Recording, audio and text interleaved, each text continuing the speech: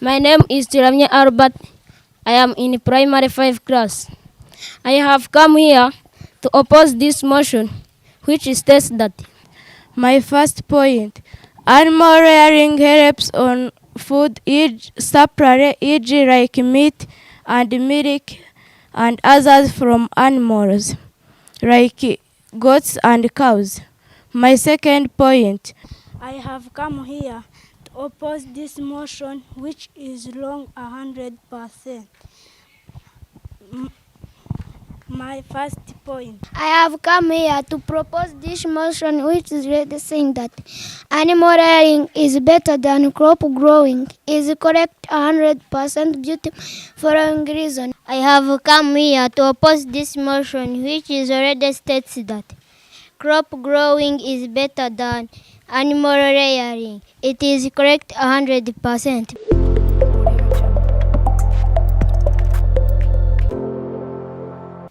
Good evening once again.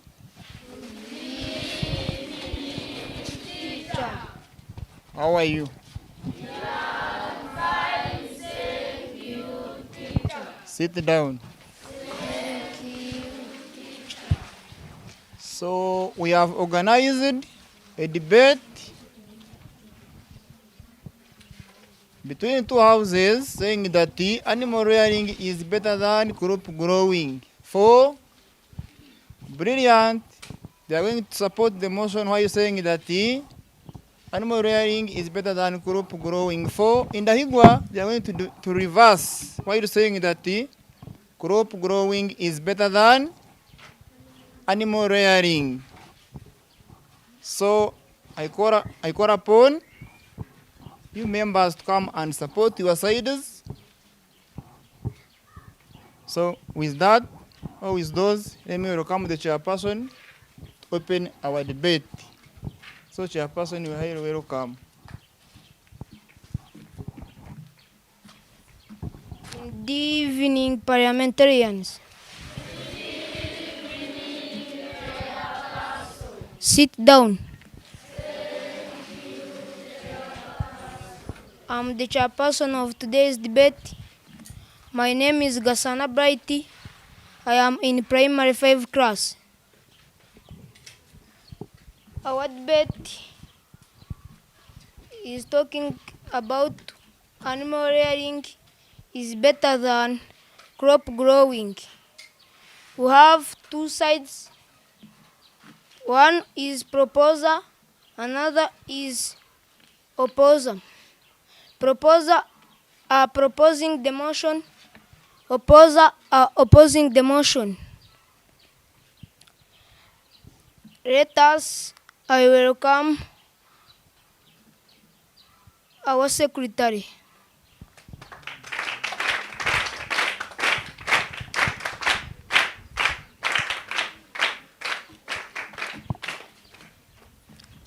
Let us welcome judge.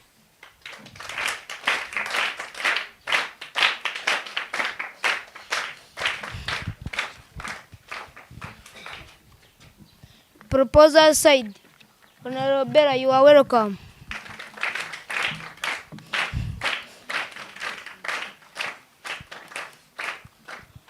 Opposer side, Honorable Robert, you are welcome.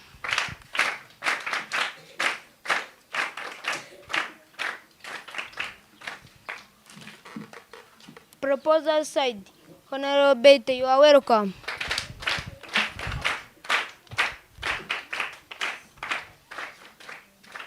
Opposer side, Honorable Lillian, you are welcome.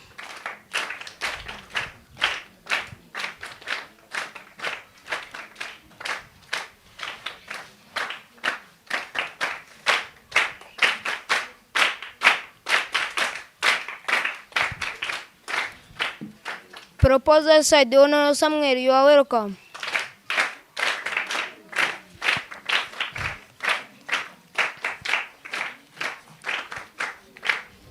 Opposite side, Honorable Peace, you are welcome.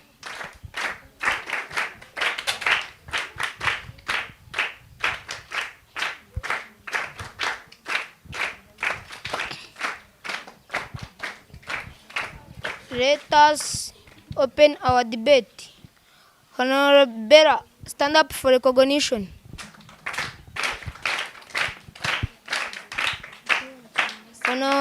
Honorable Lillian, stand up for recognition. Honorable Berite, stand up for recognition.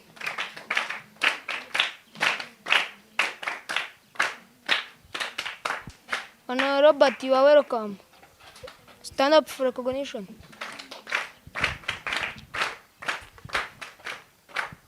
Honorable Samuel, stand up for recognition. Honorable Peace, stand up for recognition. Let us welcome our judge. Good evening, parliamentarians. How are you? Sit. My name is Carol Grace. I will be acting as judge of today's debate. In this debate, I want smartness, audibility, confidence, number of points. Thank you. That is what I had for you.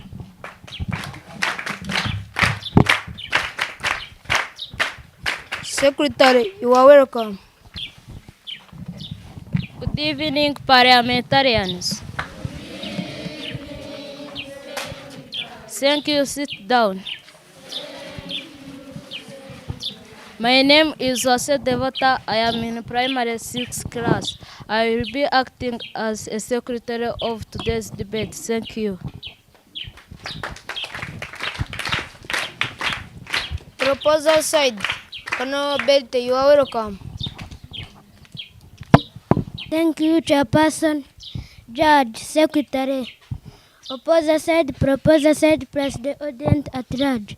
I have come here to propose this motion, which states that animal rearing is better than crop growing. It is correct 100% because of my following reasons. My first point, animal rearing like cows, goats, we sell them and we get money. My second point, animal rearing give us manure like cows, hens, for growing of crops. Not granted. My third point, animal rearing is a source of income to the family. Granted.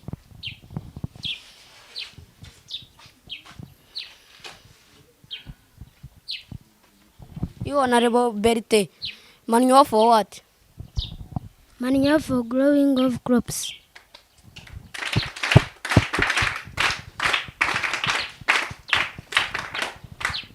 My third point, animal rearing is a source of income to the family. My first point, animal rearing give us skin like rabbits and cows. Thank you, Chairperson. Is that what I had for you? I've got something from Honorable Berite. Proposal side, Honorable Robert, you are welcome.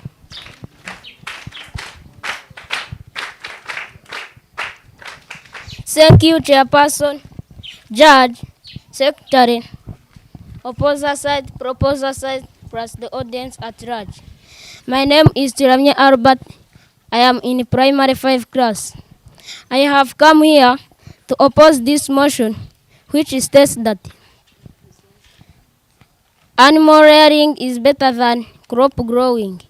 Is wrong 100% due to the following reasons. My first point, to grow crops is good because it is source of money. Granted. Honorable Robert, defend the term money.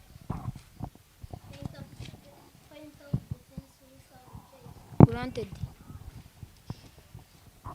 Money is something used in exchange of goods and services. Thank you.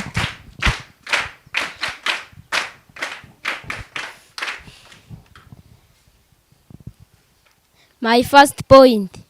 To grow crops is good because it is a source of money.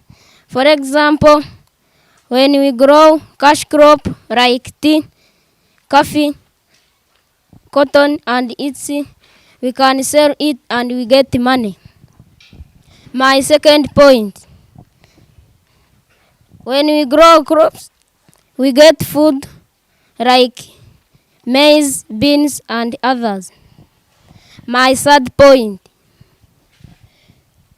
When you grow crops, you cannot be able to have bad conditions when you grow crops. Thank you, Chairperson. That is what I You have got something from Honorable Robert. Proposal side. Honorable Bella, you are welcome. Thank you, Chairperson, Judge, Secretary, opposer side, proposer side, plus the audience at large. I have come here to propose this motion, which is already states that animal rearing is better than crop growing. Is correct 100% because of my following point. My first point, animal rearing helps on food supply, e.g. like meat and milk and others from animals, like goats and cows. My second point, animal rearing increase on family income through selling of product. Granted.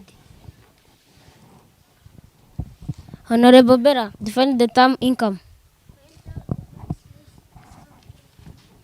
Granted. Income is the money got from working or doing business. My second point, animal rearing help on family income through selling of animal products like milk. Thank you, Chairperson. Is that what I had for you? I have got something from Honorable Bella, opposite side. Honorable Lillian, you are welcome. Thank you, Chairperson, Judge, Secretary, opposer side, proposer side, plus the audience at large. I have come here to oppose this motion, which is wrong 100%. My first point, crop growing is good. My first point, crop growing is good because you grow cash crops and you sell them and you get money. Granted. Define the term cash crop. Cash crops are crops you Denied. grow for sale. My second point, crop growing is good because it's source of money. My third point, Granted. Define the term money.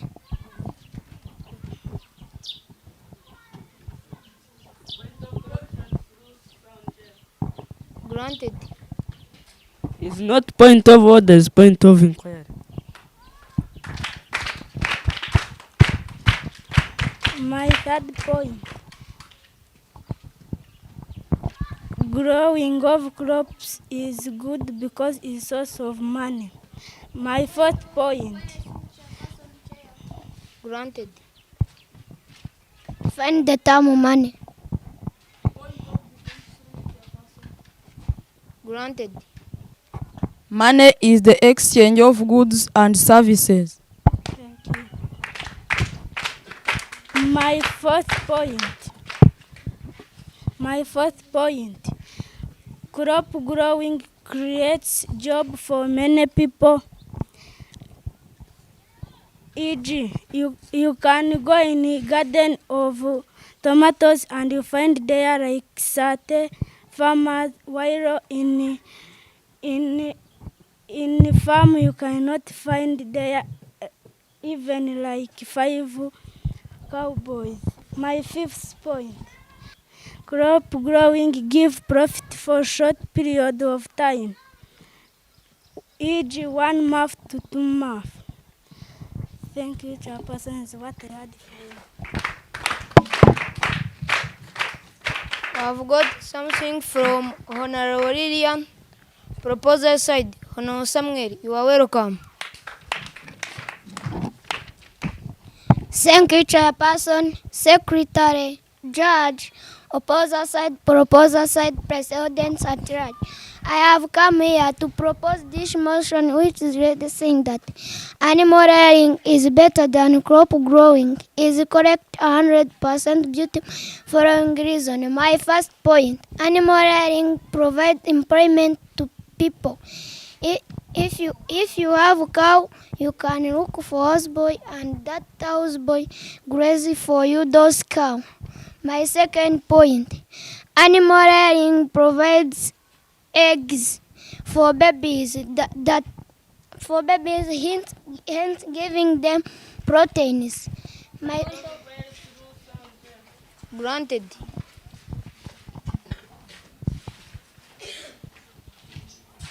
You Honorable disambiguate your point.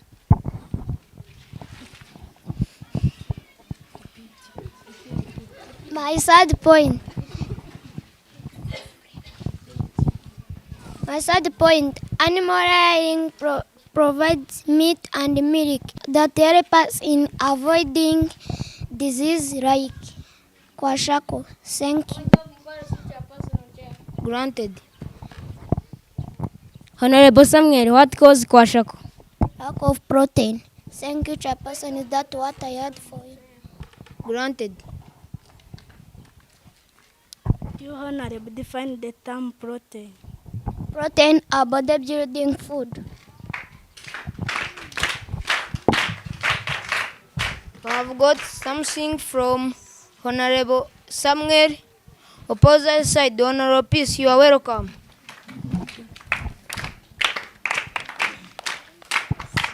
Thank you, Chairperson, Secretary, Judge, Opposer side, Proposer side, plus the audience at large. I have come here to oppose this motion which is already states that crop growing is better than animal rearing. It is correct 100% due to my following views. My first point, we plant our crops and sell them to money for buying needs like food. Honorable, please define the term needs. Needs are things that people cannot live without.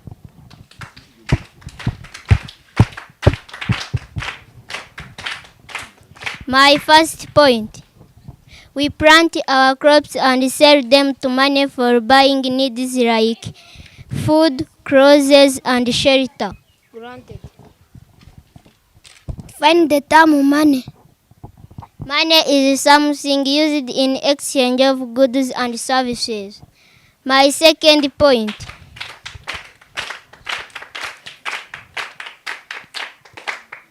crops give us business like selling of crops products like sorghum and tomatoes. My third point, crops are a source of food for many families in Rwanda. Granted. Honorable Peace, when we are grow crops, when we are rearing animals, we cannot see food.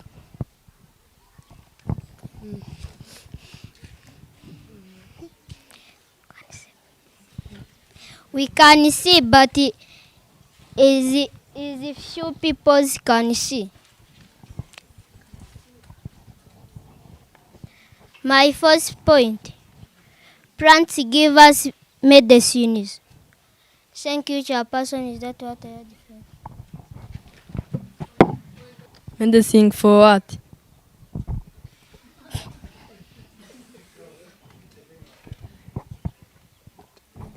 Medicine for what?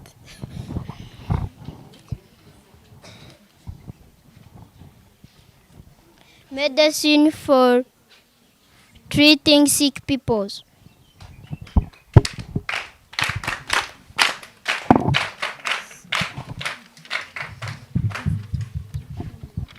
We have got something from Honorable Peace. Let us welcome audiences. Indahigwa, who is willing? Who is willing? Thank you, Chairperson, Secretary, Judge, opposer side, proposer side, plus the audience at large. I have come here to oppose this motion basing on the following views. My first view: crops are the main sources of food to animals. My second view: plants are the gives shade to animals. My third view: some plants help in rain formation, like trees. Thank you, Chairperson. Is that what I had for you? We have got something from audience with man. Brilliant. Brilliant. Who is willing? Thank you, Chairperson, Judge, Secretary, proposer side, plus the audience.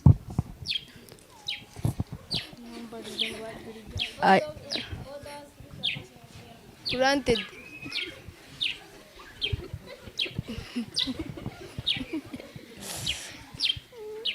Honorable Muvara, can you speak loud? I have come here propose this motion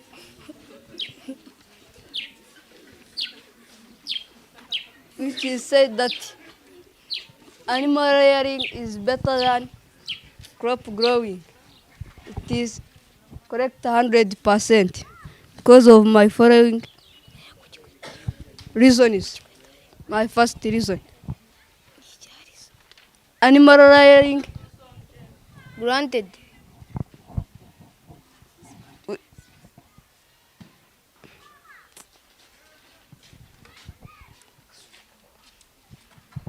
Is it in order for precurrent speaker to come in front of us without introducing himself? It's not in order. My first point: animal rearing, e.g. like cows and goats. Cows increases milk production in our country. My second point: when we rear animals like cows, we use it in dowries. Thank you. That's what I had. Granted.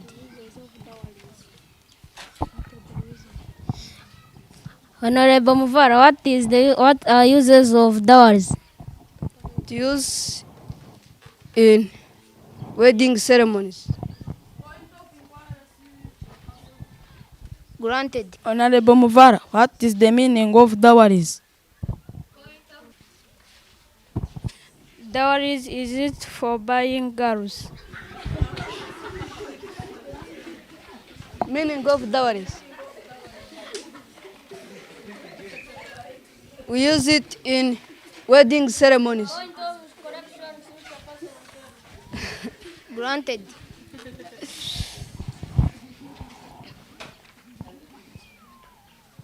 Cynthia, they have asked the means of dowries. Let me support myself. Is a cow or a money we use to the father of a girl.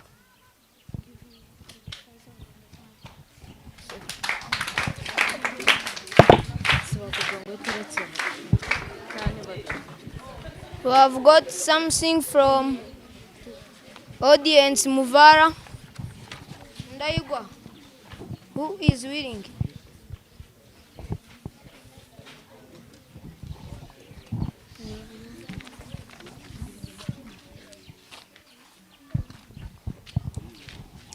Thank you, Chairperson, Secretary, Judge, Proposer side, Opposer side, plus the audience at large. I have come here to oppose this motion, which is read states that animal rearing is better than crop growing. Is wrong 100% because to the following views. My first point: plants are source of income to the farmers. Granted. Your Honorable, defend the term income. Income are money got from business. My second point: some plants are used for decoration, such as flower. My second point: Granted. How?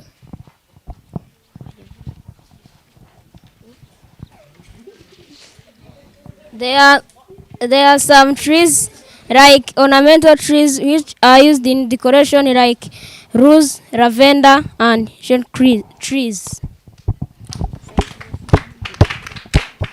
My third point: raw materials like stretch, corals, and oil are extracted in plants. My first point: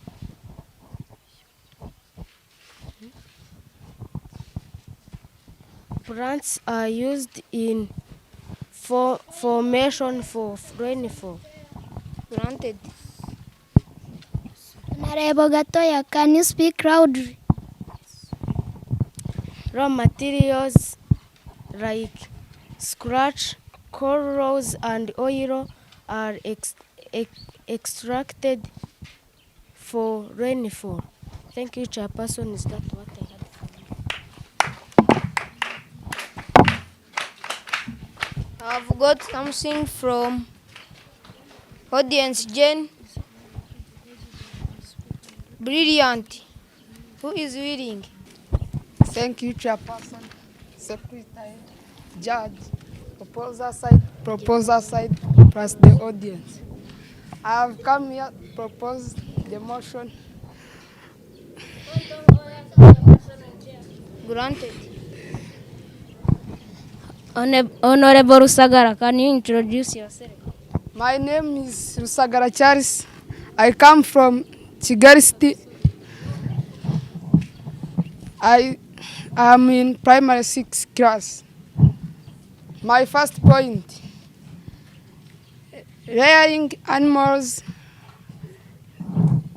is source of employment. Granted. Is it Honorable Rusagara Charles to come in front of us without facing the audiences? It is not in order. My second point: animal rearing provide hides, skins through Denied. making bags, shoes, belts, and etc. My second point: animal rearing increases of employment through selling milk. Granted. Honorable Rusagara Charles, what is the means of employment? Employment is the same as job. Thank you, Chairperson. That is what I have for you. I've got something from audience Rusagara. Let us close our debate. Secretary, you are welcome.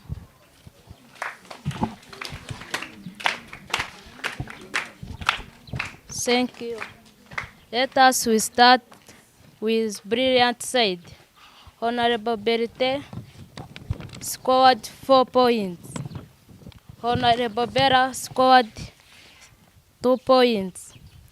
Honorable Samuel scored 3 points. In audiences, Honorable Mavar scored 2 points. Rusagara scored 3 points. In the Igwa side, Honorable Robert scored 3 points. Honorable Lillian scored 4 points. Honorable Peace scored 4 points. In audiences, Elisa scored 3 points. Jane scored 3 points. Thank you.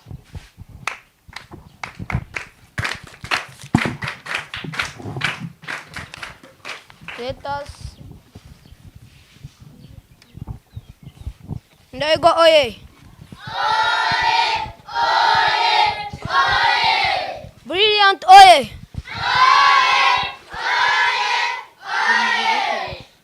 Indahigwa oye! Brilliant oye!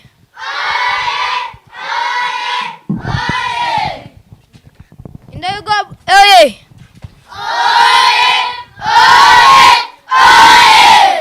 Brilliant oye!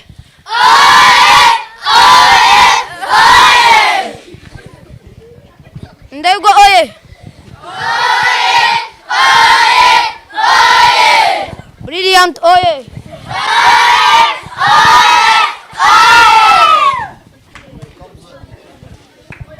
Let us welcome our judge. Let us welcome our judge.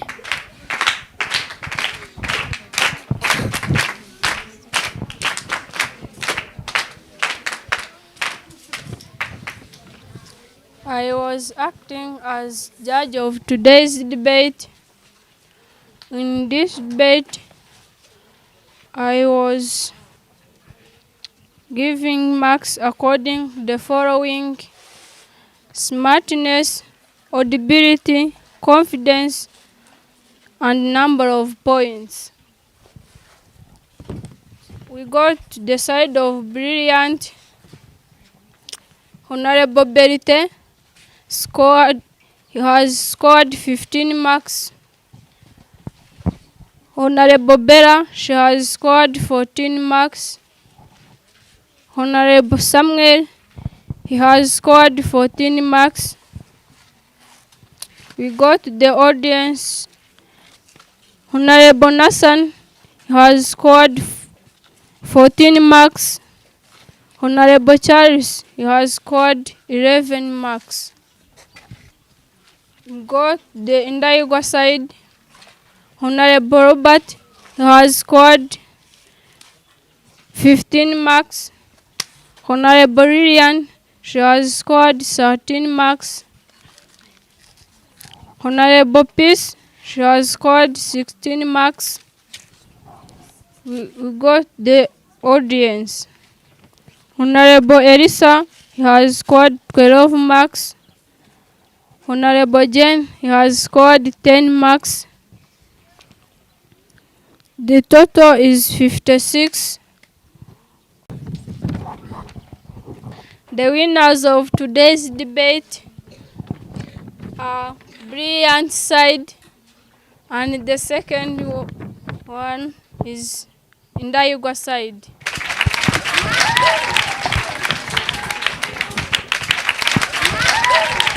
Honorable audiences, thank you for your participation. I was acting as a chairperson of this debate. Thank you. Indahigwa Brilliant oye! Indahigwa Brilliant oye! So once again, I congratulate our main speakers of today's debate, Brilliant side and Indahigwa side, our chairperson, judge, plus secretary for the work done. And again, I congratulate the audiences, those who have managed to participate in today's debate. Really, you have done a great job. So for today's debate, shall stop from there and wait for the next time. Thank you.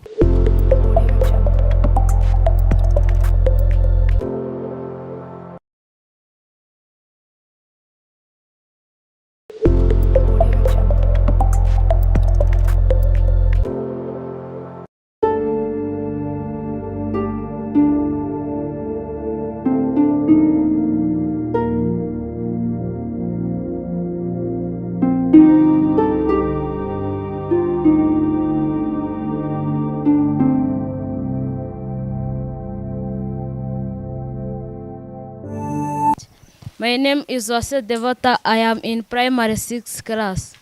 The motion of today is monogamy is better than polygamy, which is wrong 100%. My name is Shimwe Nore. I have come here to propose this motion, which states that monogamy is better than polygamy. It is correct 100% because of my following view. I am here by names of Keza Brenda. I am in P5 class. I have come here to oppose this motion basing on the following views. My name is Makuza Eric. I'm in primary 4 class. My first point. My name is Rugro Derek. My class is P4. The motion of today is monogamy is better than polygamy. Is a wrong 100% because of the following points.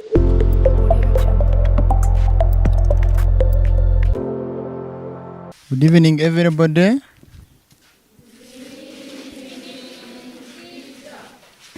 How are you?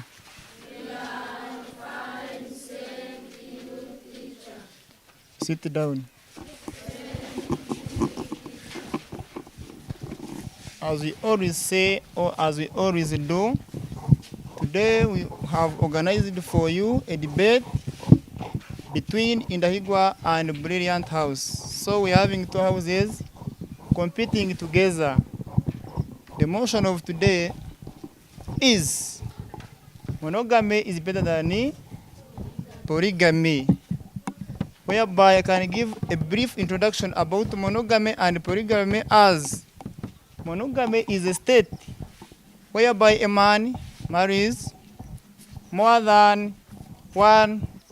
No, when a monogamy is a state whereby a man is having one wife, whereas polygamy is a state whereby a man marries more than one wife. So I can say that the main purpose of introducing this one is to improve on English and the studying of the students of Indahigwa Brilliant Academy. So without wasting our time, let us welcome our chairperson to continue with the debate, as she is welcoming the main speakers followed by the audiences. Thank you. Good evening, parliamentarians. How are you?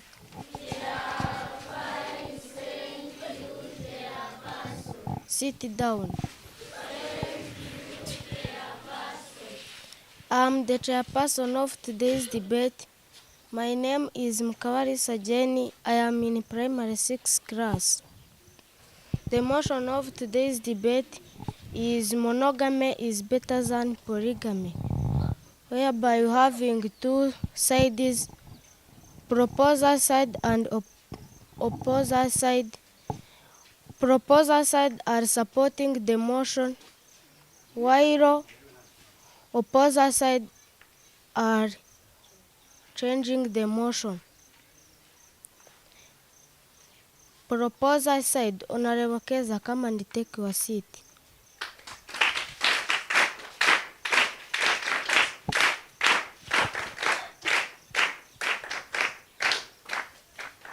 Opposer side, Honorable Devota, come and take your seats.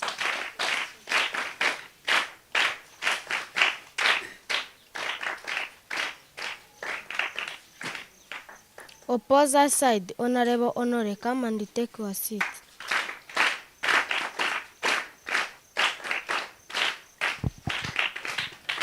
Opposer side, Honorable Keza, come and take your seat.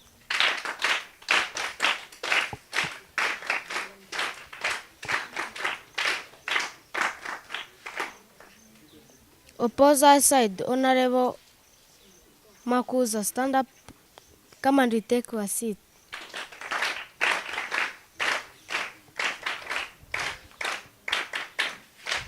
Opposer side, Honorable Obama, come and take your seat.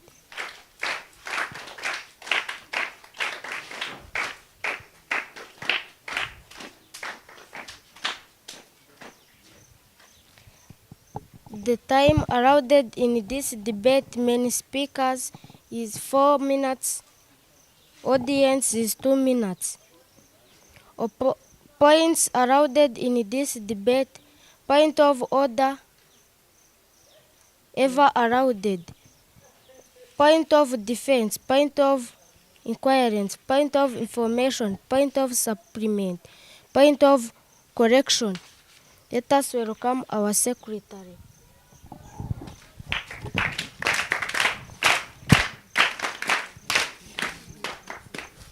Good evening once again. Sit down.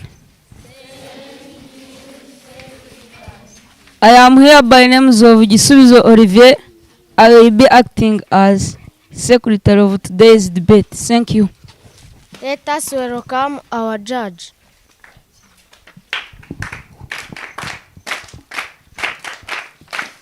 Good evening, parliamentarians. How are you? We are fine, thank you, Judge. Sit down. Thank you, Judge. My name is Mdenje Edwin. I'm in the primary 6 class. I will be acting as a judge of today's debate.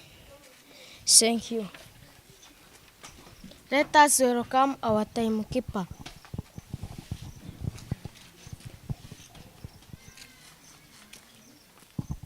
Good evening, parliamentarians.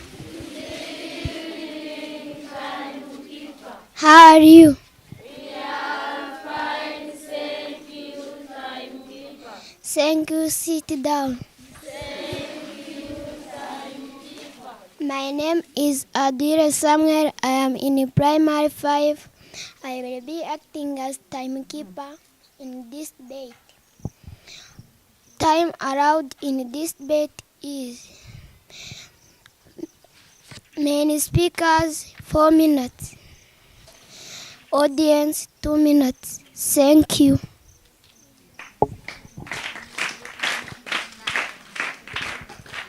Proposal side, Honorable Keza, stand up for recognition.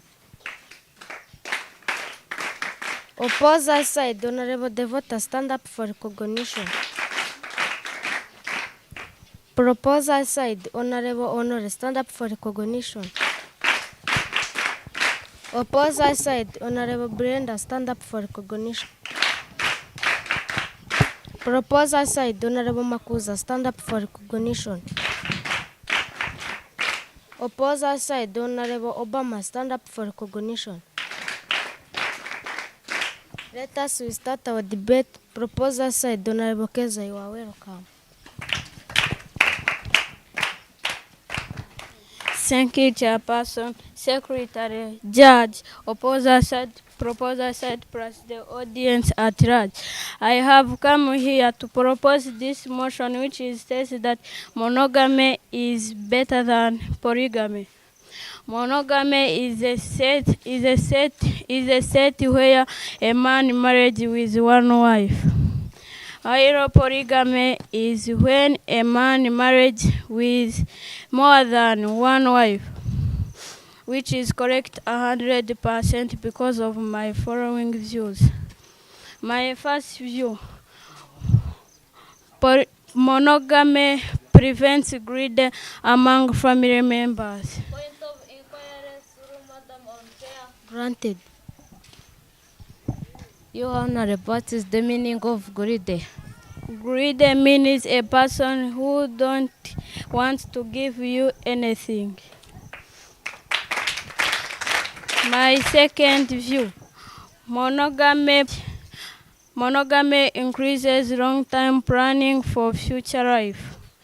My third point, monogamy increases wealth and development among family members. Granted. Your Honor, what is development? Development is when a person is improved.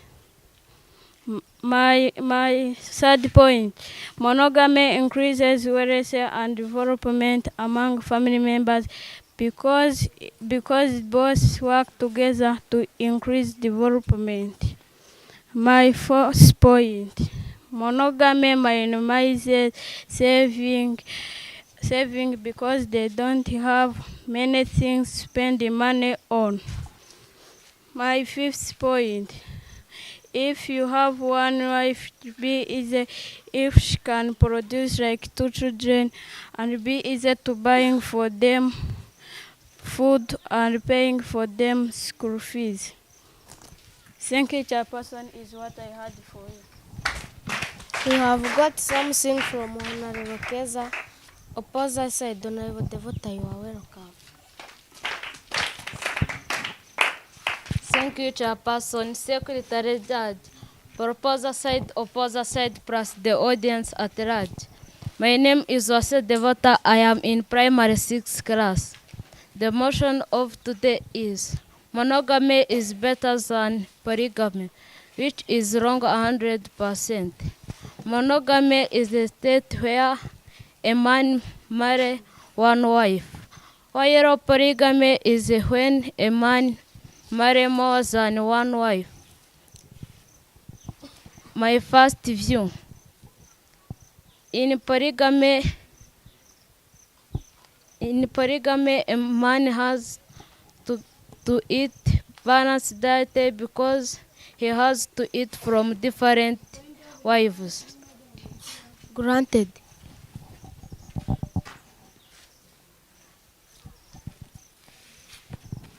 You Honorable, what is define the term balanced diet?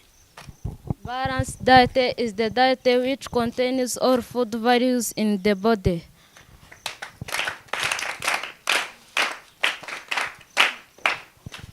My second point, polygamy also leads to the development because when a man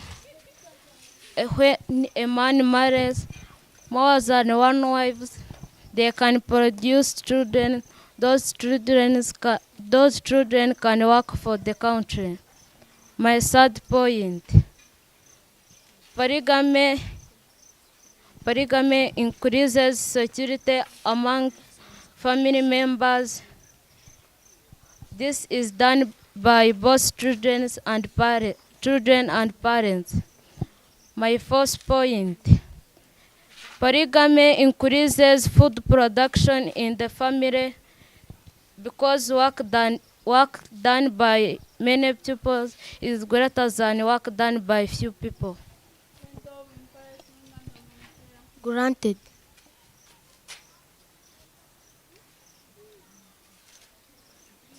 Honorable Devota, what is the meaning of food product? Food production are food that people eat to get energy. My fifth point, when a man marries many wives, he has to get respect from parents and children. Thank you, Chairperson. That is what for you. We have got something from Honorable Devota. Proposer side, Honorable Honore, you are welcome. Thank you, Chairperson, Secretary, Judge, Timekeeper, Opposite side, Proposer side, plus the audience at large. My name is Shimwe Nore. I have come here to propose this motion which states that monogamy is better than polygamy. It is correct 100% because of my following view. My first view, to have one wife, it increases peace and unity among family members. When I talk unity is where people are working together. Granted. Honorable Honor, define the term family. Family is a group of people where we find mother, father, and children. My second point, to have one wife, it increases security, and undivided role. When I talk security, is where a family or a country they have peace. My third point, to have one wife, it increases peace and unity among family members because they share resources equally. Point of inquiry. Honorable, what are resources? Resources are things that make a person to meet their needs.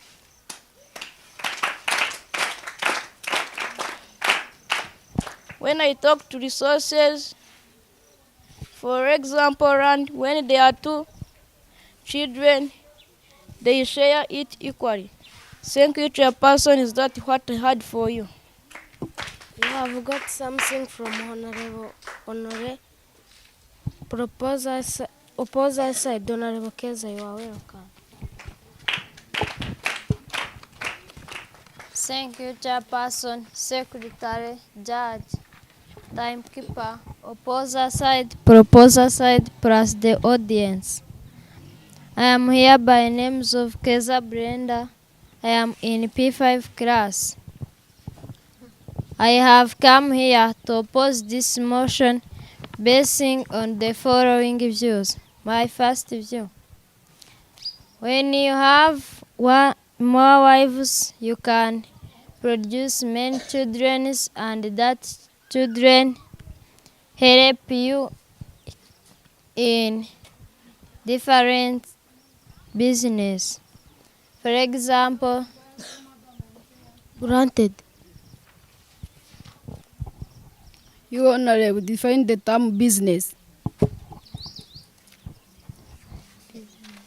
Point of defense through Madam Monteiro. Granted. Business is the work people do to get money. thank you. My second point. When you have more wives, it promotes peace in the family. Because when one wife is not at home, another wife is there. My third point. When you have more wives and one wife died, you can remain with another. Thank you, Chairperson. Is that what I had for you?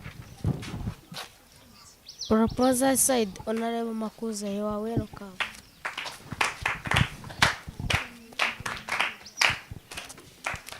Thank you, Chairperson, Secretary, Judge, proposer side,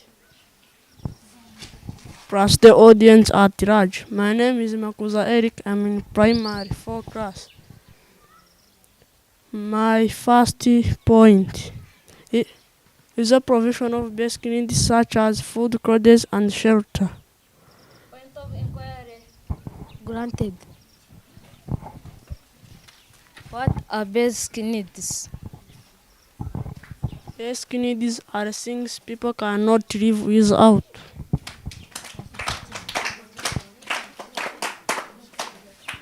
My second point. Monogamy promote equality. Monogamy. Granted.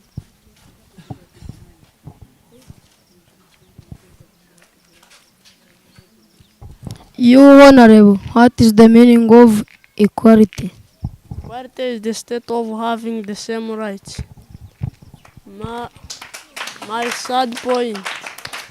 If you have one wife, produce 2 children, and that children be in the well-being.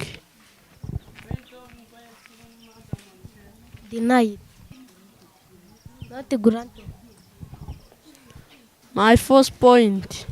If you have one wife, to look for food is very easy than who have many wives. Thank you, Chairperson. Is that I had for you. Opposite side, Honorable Obama, you are welcome. Thank you, Chairperson, Secretary, Judge, Timekeeper, Proposer side, Opposer side, plus the audience at large.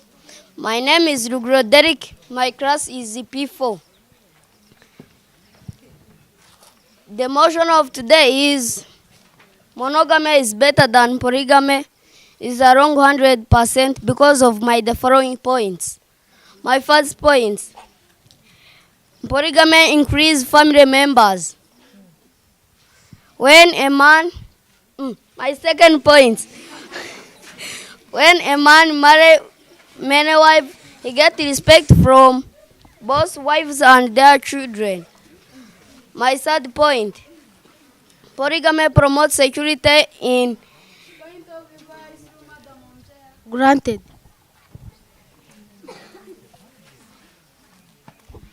You want to define the term security. Security is the state of being, is the means being in agreement with another person. My third point,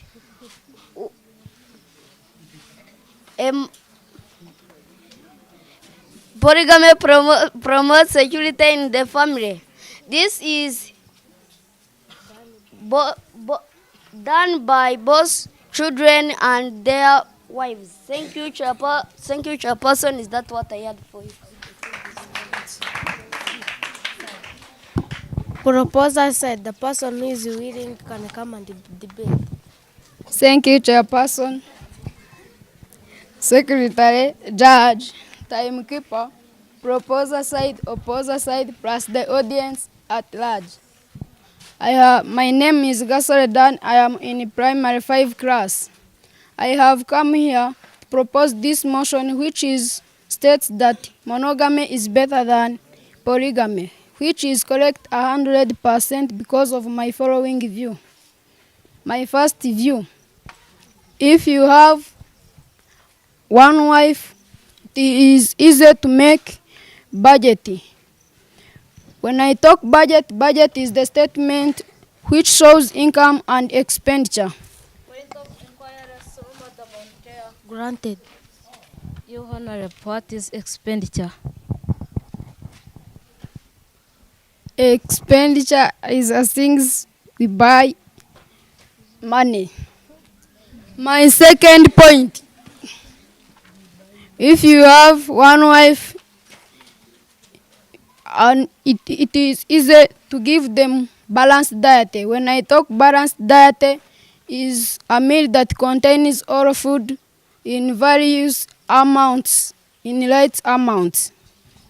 My third point, if you have one wife, it promotes better standards of living of family members because they all get needs in life. Thank you, Chairperson, Secretary, Judge. Is that what I had for you? Opposer side. Who is Thank you, Chairperson, Secretary, Judge, Opposer side, Proposer side, plus the audience at large. I have come here to oppose the motion which already states that monogamy is better than polygamy. Is wrong at 100%. My name is Gasana Bright. I have come here to oppose the motion which is basing on the following views. Polygamy fulfills God's request of producing and filling the earth because many wives produce many children.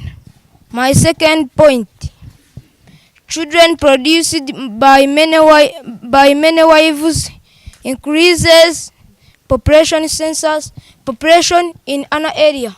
When I talk of Honorable Bright, define the term population census. Population census is the counting of number of people living in an area. My third point, if you have many wives, can take care of you. My fourth point. You honorable, how?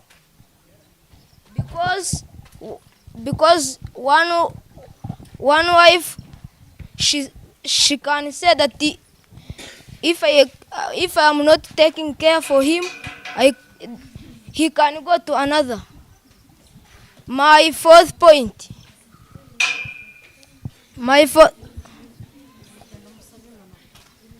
Thank you, Chairperson. This is what I had for you.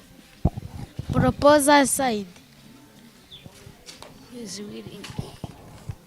Proposal side. Who is willing? Thank you, Chairperson, Secretary, Judge, Timekeeper, Proposal side plus the audience. My name is Amwez Alice. I am in primary 6th class. I have come here to propose this motion which states that monogamy is better than polygamy. Is correct 100% because of my following view. My first point, monogamy helps the family to increase saving and child investment. You Honorable, define the term saving. Saving is the act of putting a money aside for future use. Thank you for correcting me. My second point, monogamy minimizes conflict in family over properties. Honorable Alice, defend the term conflict.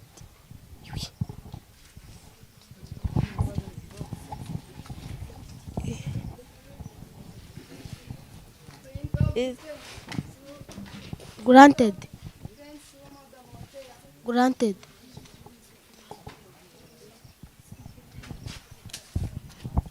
Conflict is the practice of being able to identify handle conflicts.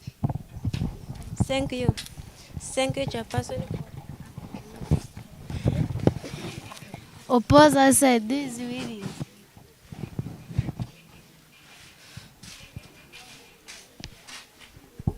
Thank you, Chairperson, Judge, Secretary, Proposer side, Opposer side, plus audience at large. My name is Niba Benjamin, and I have come here to oppose this motion, to oppose the motion which is basing on the following views. My first point, monogamy promotes friendship among children because of sharing one father. My second point, when you have many wives and that wives produce many children, those children can help you in many jobs. Thank you.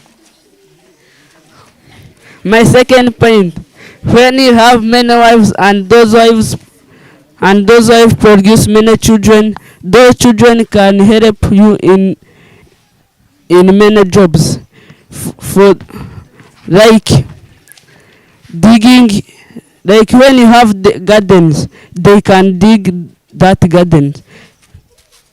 Thank you, Chairperson, is that I had for you. Proposal side. Who is willing?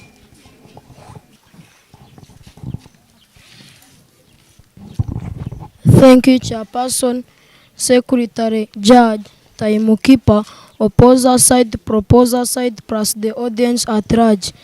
I have come here to oppose this motion which states that monogamy is better than polygamy. Is wrong 100% due to the following view. My first view. In polygamy, a man can enjoy balanced diet because he has to eat in different wives. My second point. When a man marries many wives, he has to get respect from both wives and children. Thank you, Chairperson. Is that what I had for you? I thank everyone who participate in this debate. Let us welcome our secretary. Good evening, parliamentarians. Thank you. Sit down. So I have managed to write some points of both houses. Let us start from INDAHIGWA house. The voter has given out 5 points. Obama has given out 3 points, while Keza has given out 3 points. We back on brilliant sides. Keza has given out 5 points. Honore has given out 3 points, while Makuza has given 4 points. Thank you. Let us welcome our judge.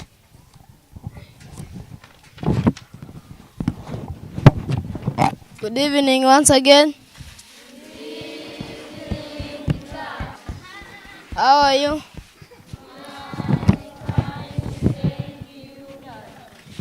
Sit down. According to what I have managed to write down from Brilliant Group, Honorable Keza, confidence 3 out of 5, steadiness 3 out of 5, smartness 4 out of 5, audibility 3 out of 5, total 13 out of 25 plus 5 point she spoken. Total 18 out of 25. First clap hands for her.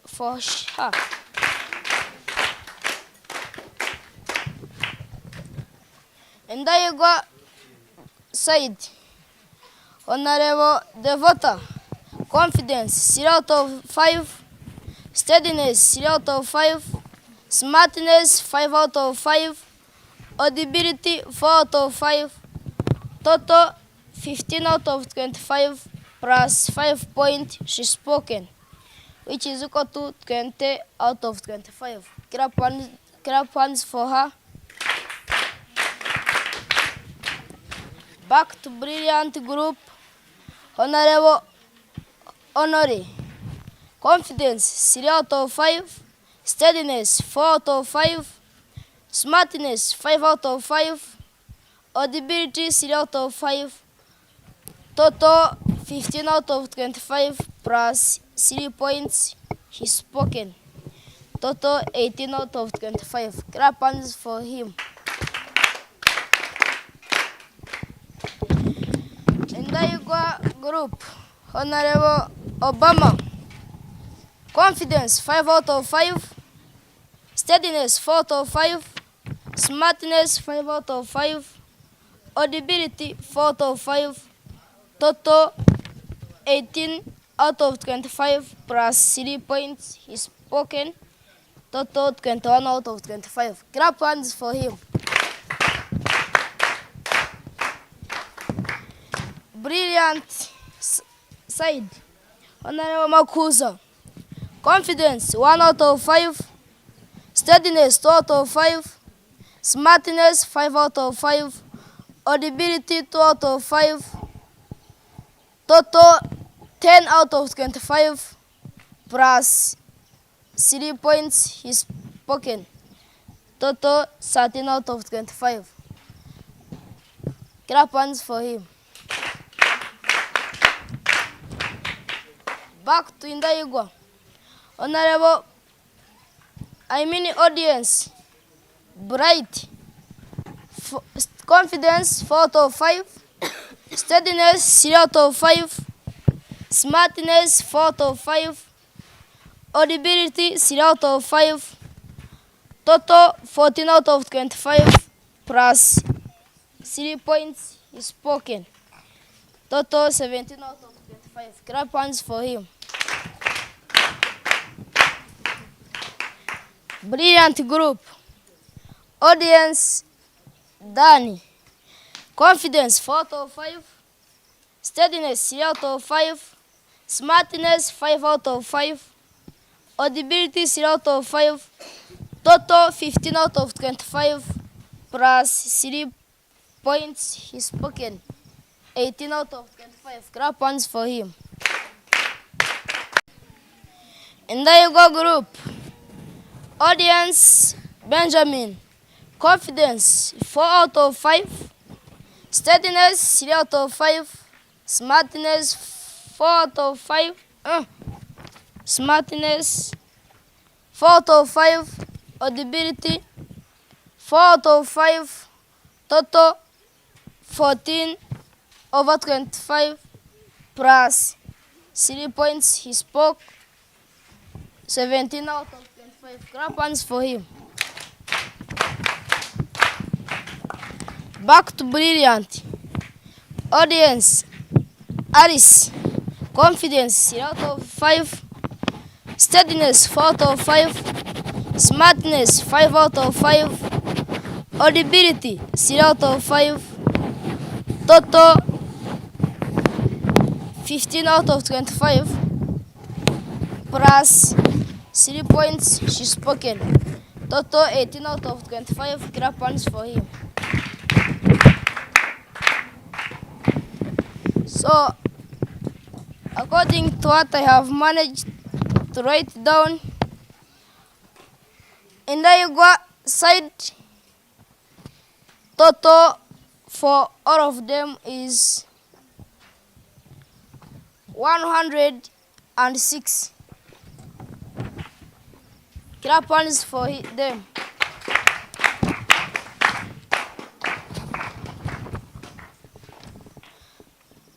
And the total for brilliant is 85. Clap hands for them.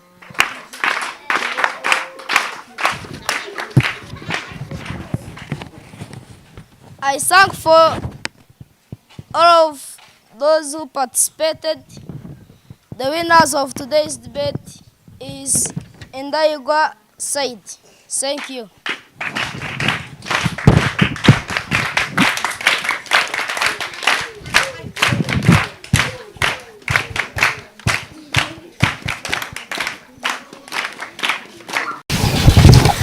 I thank everybody.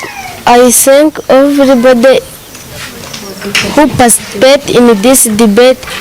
Thank you. Let us stop from here. So I really take this one once again to appreciate everybody who participated in today's debate. Brilliant side, INDAHIGWA side.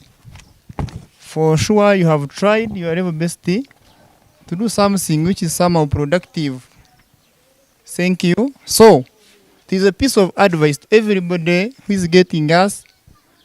This is what we call Dear HTV. You subscribe, comment after you share. For those who have not shared, subscribed and commented, it's your turn. Now, you keep on, you share, you subscribe, and you share to different groups and fellow members for the best of INDAHIGWA Brilliant Academy as we keep on supporting Rwandan children. Thank you.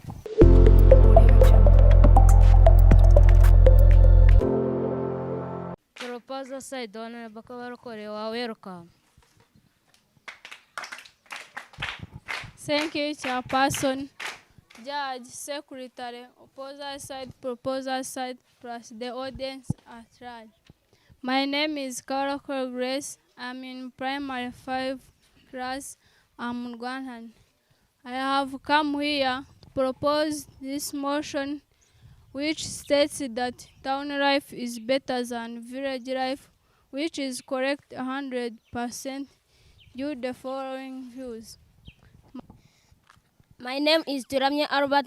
I have come here to oppose this motion which states that town life is better than village life. Is wrong 100% because of my following points.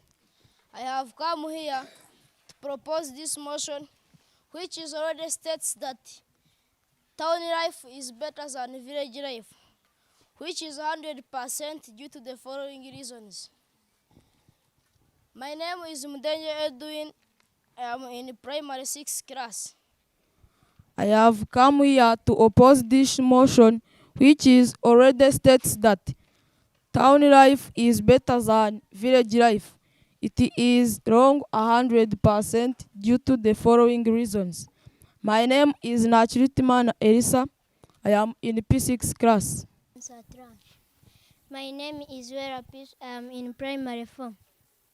I have come here to oppose this motion, which states that town life is better than village life, which is not correct 100% because of my following views. I'm here by name is Bufite.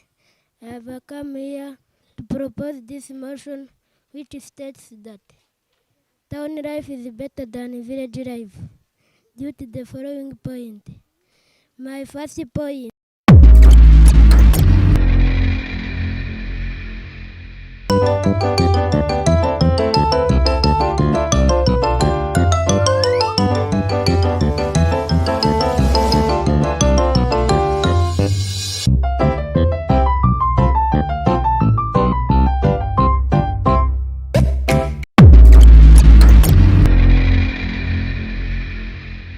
Stand properly and we sing Rwanda national anthem. Rwanda nziza gihugu cyacu, uje imisozi ibiyaga n'ibirunga, ngo byiduhetse gahoranisha, reka tukurate tukuvuga ibigwi, wowe utubumbiye hamwe twese abanyarwanda uko watubyaye. Berwa sugira singizwa iteka, horana Imana murage mwiza, ibyo tugukesha ntibishyikirwa, umuco dusangira uraturanga, ururimi rwacu rukaduhuza, ubwenge umutima amaboko yacu ntibidukunga se bikwiye, n'ugutera imbere ubutitsa, abakurambere b'intwari bitanze batizigama, baraguhanga uva mu buko, utsinda ubukoroni n'amatsi ibihugu byayogoje Afurika yose, none uraganje mu bwigenge,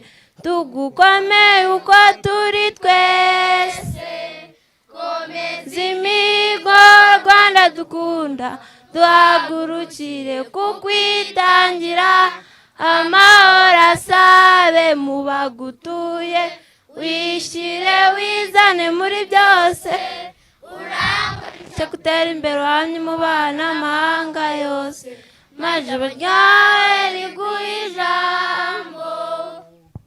Humble yourself and we pray. Humble yourself. Close your eyes, close your eyes, put your hand together and let us pray. Bless us, O God, dear rich children who has come for you, asking you for guidance. Bless our school, INDAHIGWA Brilliant Academy, and this give us peace and blessing so that can take good care of us. Bless our teachers, give them knowledge and courage so that they may teach us well. Bless our founder, Pastor Dear Chizimana Eugene, and his staff. Give them knowledge and courage so that they may lead us well. Bless our President Paul Kagame and his cabinet. Give them knowledge and courage so that they may lead us well. Bless our parents at home and all those who are not with us. Give them knowledge and courage so that they may stay with us. Prepare all Jesus in the name of our Lord Jesus Christ. Amen. So, good evening once again. Good evening, teacher. First and foremost, I welcome you Those who have decided to come and attend today's debate, you can sit down. Thank you, teacher. Once again, I'm called Ayebazibwe Felix, a teacher from INDAHIGWA BRILLIANT ACADEMY, purposely for English. So today we have organized for you a debate about saying that the town life is better than village life. So we are having two houses. One is Brilliant, another one is INDAHIGWA. For Brilliant, they are supporting our motion of today, saying that town life is better than village life. Then for INDAHIGWA, for them they are reversing the motion while saying that the village life is better than town life. So we have planned this one purposely to develop English in rural areas of Rwanda, and again among the schools, Brilliant, INDAHIGWA Brilliant Academy, for to prepare their life of tomorrow. So without wasting a lot of our time, I'm going to invite, or I'm going to welcome our today's chairperson, to welcome the judges, secretary, the main speakers. Then we open our debate like the way how we normally do. So without wasting a lot of time, our chairperson will welcome. Good afternoon, parliamentarians.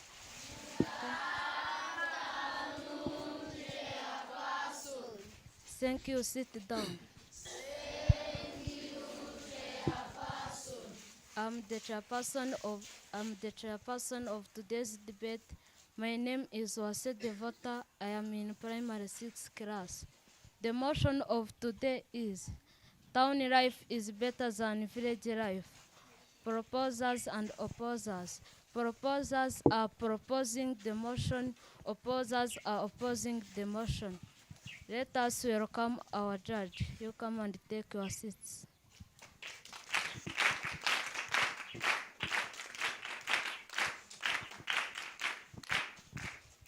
Secretary, you come and you take your seats.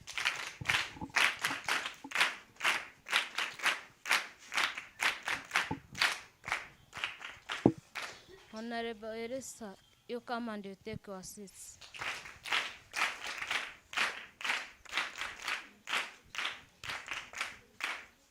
Honorable Mdenje, you come and you take your seats.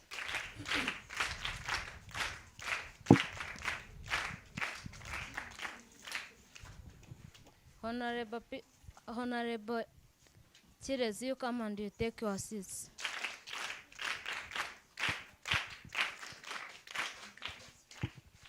Honorable Robert, you come and you take your seats. Honorable Kawarokore, you come and you take your seats.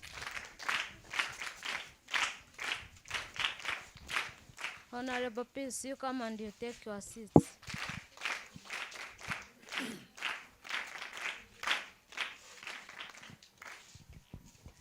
Proposer side. Honorable Mdenje, stand up for recognition.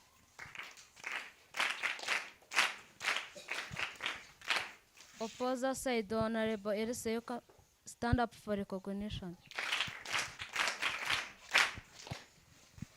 Honorable Chires, stand up for recognition. Opposer side, Honorable Robert, stand up for recognition.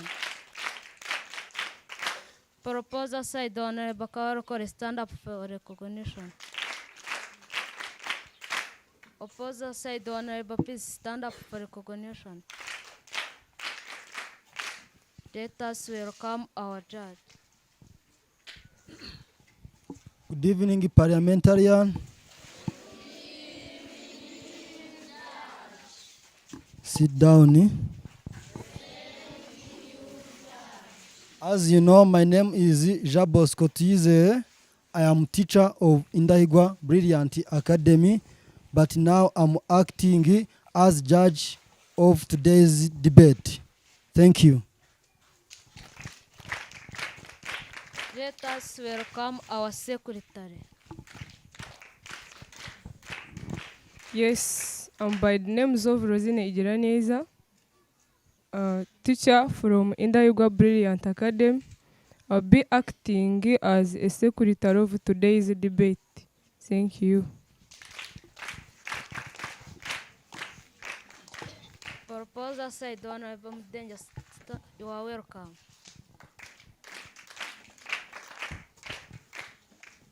I dignify his presence, the cracker in the parliament, plus the protocol observer. I have come here to propose this motion, which is already states that town life is better than village life, which is 100% due to the following reasons. My name is Mudenje Edwin. I am in primary 6 class. Firstly, transport. The cities are very well structured network systems that connects all areas in urban centers. For example, of those models are air, railway, and road.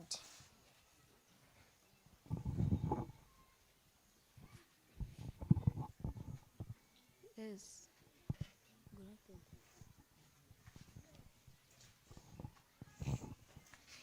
Honorable Mudenje, define the term transport.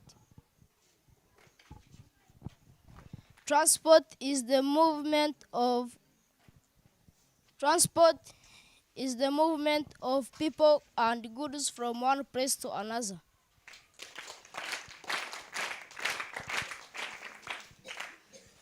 My second point, there are many entertainment venues. For example, nightclubs, cinemas, which have helped people to promote their talents. My third point,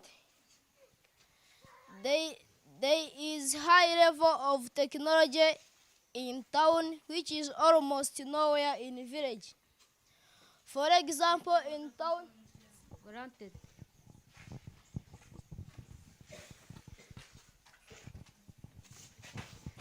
You want to define the term technology. Technology refers to the practical application of scientific knowledge to solve a problem. My third point, there is high level of technology in town, which is almost nowhere in village. For example, in town, people they use machines to wash their clothes, but in village, they use their hands to wash their clothes. Thank you, Chairperson. That is what I had for you. Opposite side, Honorable, so you are welcome. Thank you, Chairperson, Judge, Secretary, opposite side, proposal side, plus the audience at large. I have come here to oppose this motion, which is already states that town life is better than village life.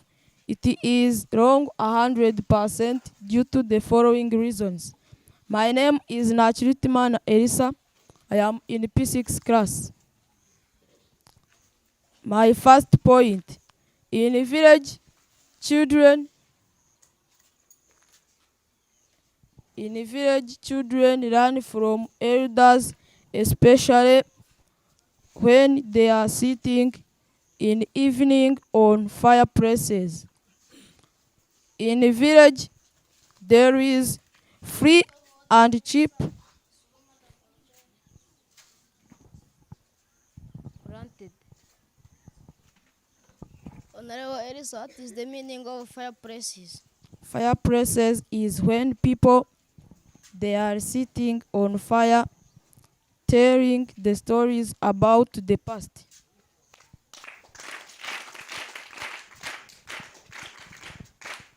In a village, there is free and cheap fuel such as charcoal and firewood, which is in case of towns. My third point, in a village we can grow crops and rearing animals, while in towns you cannot rearing animals and you grow crops. Thank you, Chairperson. Is that what I had for you?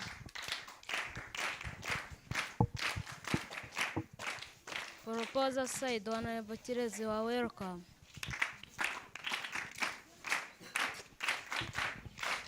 Thank you, Chairperson, Judge, Secretary. Proposal side, plus the audience at large. I'm here by name is Chirezi Berite. I have come here to propose this motion which states that town life is better than village life due to the following point. My first point. In town we have electricity, while in the village they don't have.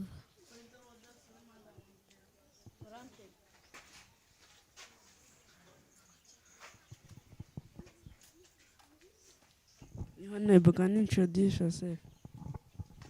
My name is Chirezi Berite. I'm in primary 4 class. I'm Rwandan. My first point, in village we have electricity, while in village they don't have. And electricity is used for lighting and running of machines and industries. My second point, in the town we use machines in digging, while in village they use hoe for digging. My third point, in the village we use computers in studying. Granted.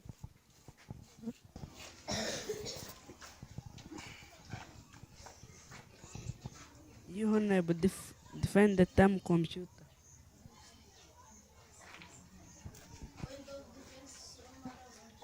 Granted.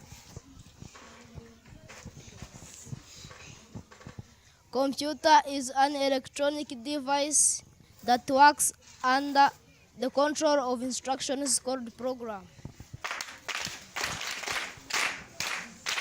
My third point, in village we use, in town we use computers in studying, while in village they use pens and books for studying. Thank you, Chairperson. That is what I had for you. Granted.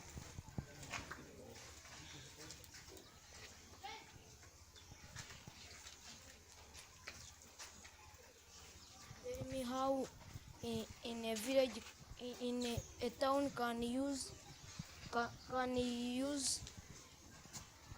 to study, how they can study with computer.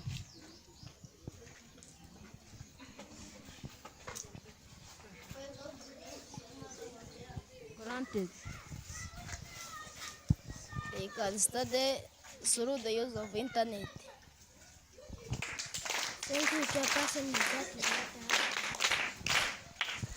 Proposal side, Honorable Robert, you are welcome. Thank you, Chairperson, Judge, Secretary. Proposal side, opposal side, plus the audience at large. My name is Tiramye Albert. I have come here to oppose this motion, which states that town life is better than village life. Is wrong 100% because of my following points. In the village, we keep animals and we growing crops because we have where we growing crops like cash crops and food crops. And while in the village, granted. You Honorable, differentiate between cash crop and food crop. Cash crop, granted. Cash crops are crops we grow for sale, while food crops are crops we grow for.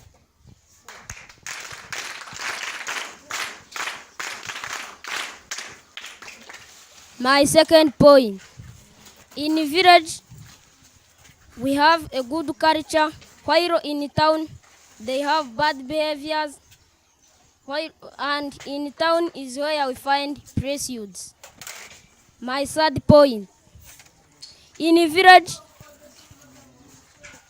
granted. Your Honorable, explain your point. My second point. In a village, we have good culture, while in town, they have bad behaviors, and it is where we find prejudice.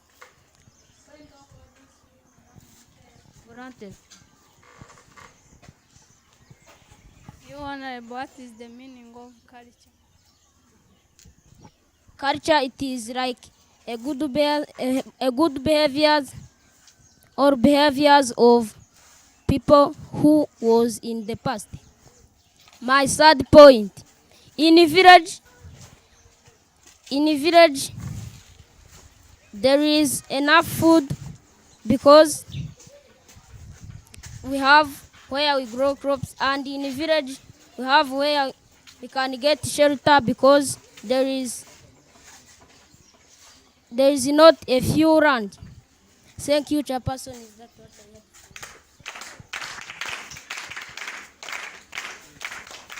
have? Proposal side, Honorable Kore, welcome. Thank you, Chairperson. Judge, Secretary, proposal side, plus the audience at large. My name is Carol Grace. I'm in primary 5 class. I'm Rwandan. I have come here to propose this motion which states that town life is better than village life, which is correct 100% due to the following views. My first view. In town, there is good roads for transporting goods from one place to another, while in the village they don't have good roads. My second view. In town, it is easier to get social service. Granted. Your Honorable, explain good roads. Good roads. In town, there is good roads like that one of Braka and etc. Granted. Braka road means what?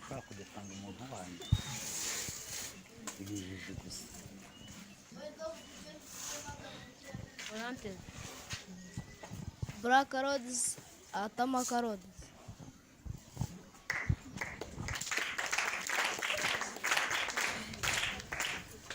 My second view.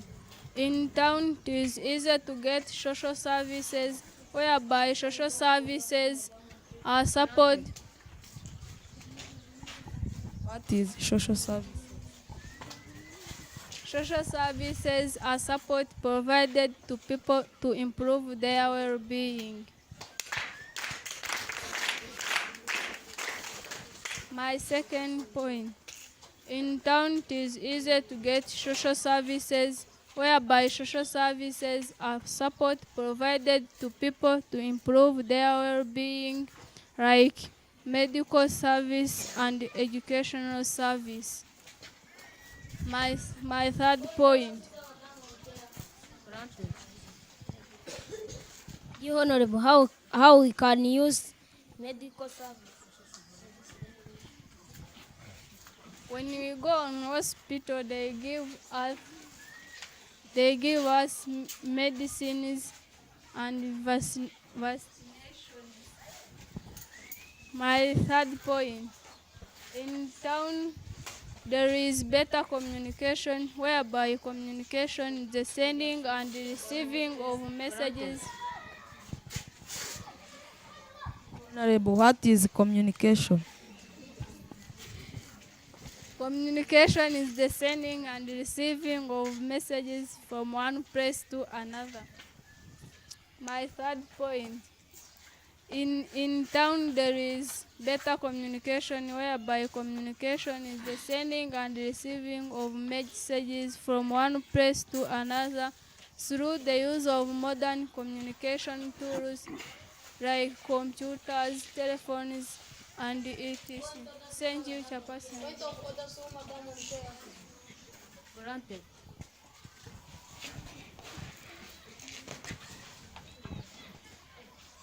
Honorable Grace, explain your first point. My first point. In town, there is good roads for transporting goods from one place to another, while in the village, they don't have good roads.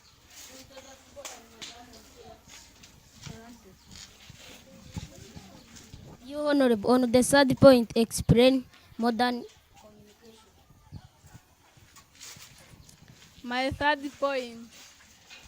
In town, there is better communication, whereby communication is the sending and receiving of messages from one place to another through the use of modern communication tools like telephones and computers.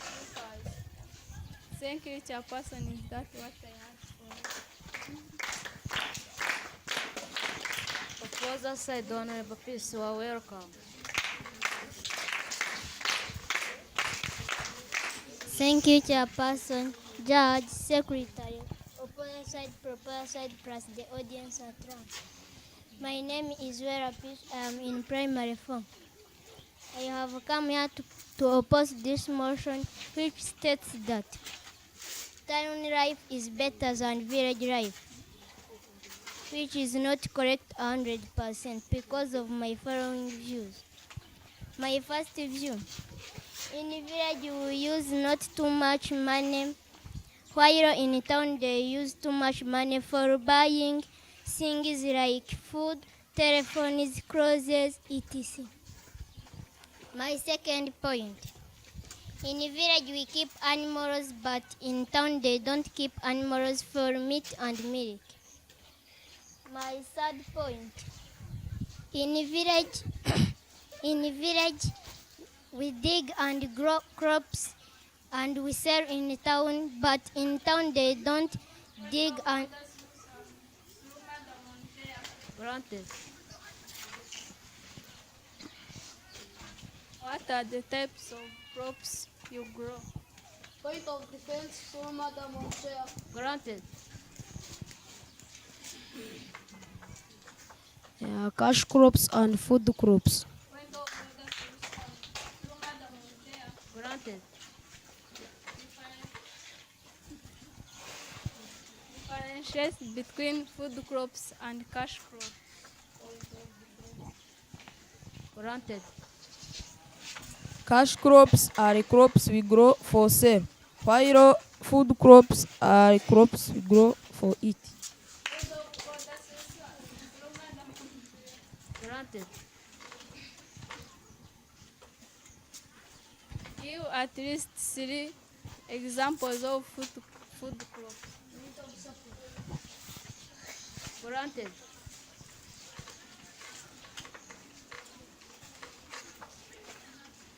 Cassava, sweet potatoes, and etc.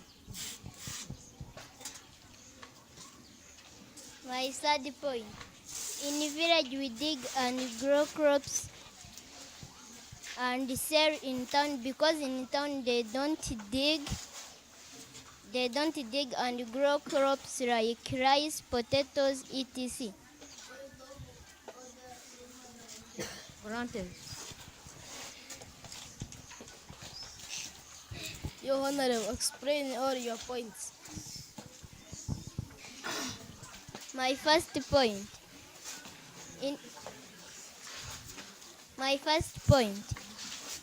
In village we buy things on not too much money, while in town they use... Granted. When is the term money? Granted.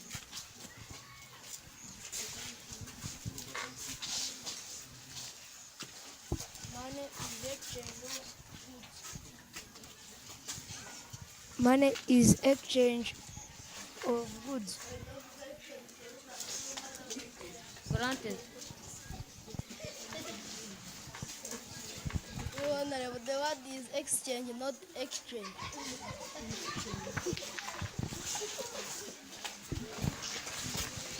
My first point, in village we buy things on not too much money, while in town they use too much money for buying things like clothes, food, telephones, etc. Granted.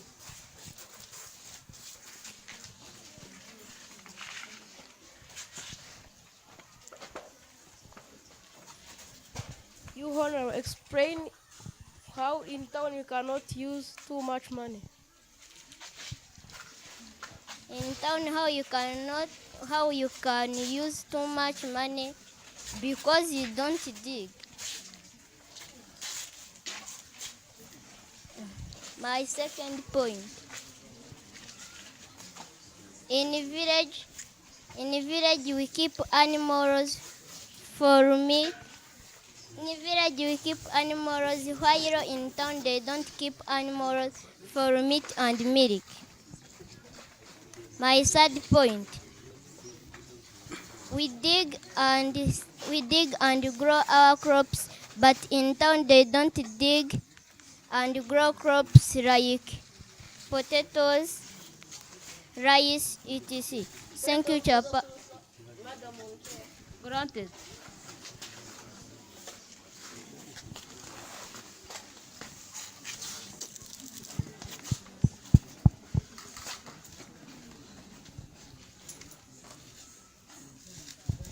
What is etc. in full words? Granted. etc. in full is etc.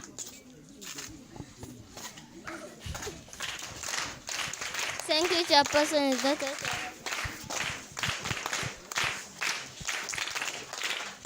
Proposal said in audiences, let us welcome Alice.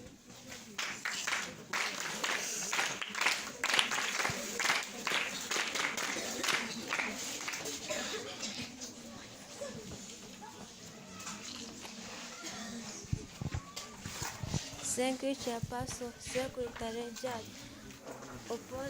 Proposal side plus the audience at large. I have come here to propose this motion which states that town life is better than village life.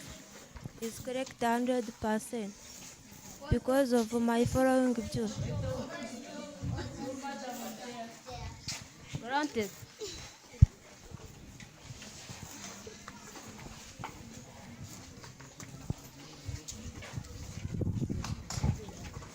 Is it in order to Honorable Alice to stand in Parliament with not introducing herself? It is not in order.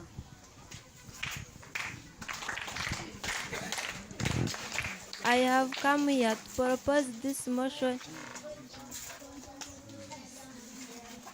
Granted.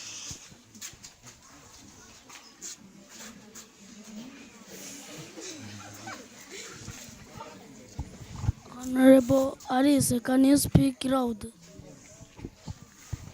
I have come here to propose this motion which says that town life is better than village life. Is correct 100% because of my following view. My name is Amwez Alice. I am in primary 6th class. My first point. In town there is good technology whereby the people use. Granted.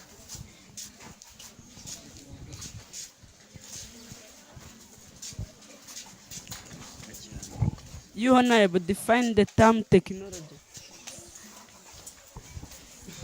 Technology refers to the Granted. Technology refers to the practical application of scientific knowledge to solve a problem.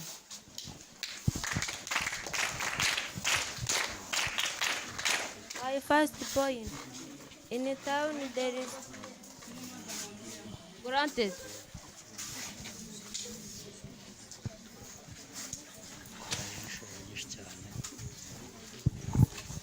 Is it in order to Honorable Alice to stand in front of Chairperson?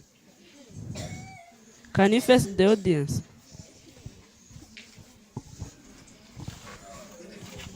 My first point. My first point. In a town there is good technology whereby the people use free Wi-Fi almost nowhere in the town, in the village. Thank you, Chairperson. On further side in audiences, Honorable Arufa, you are welcome.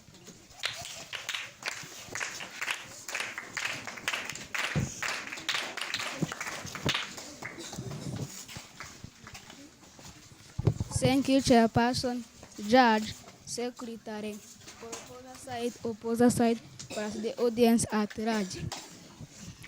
This motion which states that town life is better than village life. My first point. In villages, there are children who know to work compared than in towns.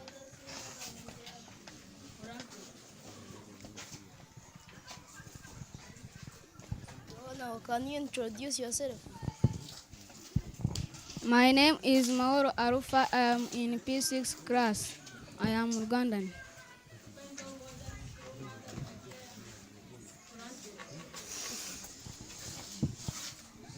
Your Honorable, which side are you defending? Opposer side. My second point. In villages, they have good culture compared than in towns. Thank you, Chairperson. Is that I for? Proposer side, Honorable Gasser, you are welcome.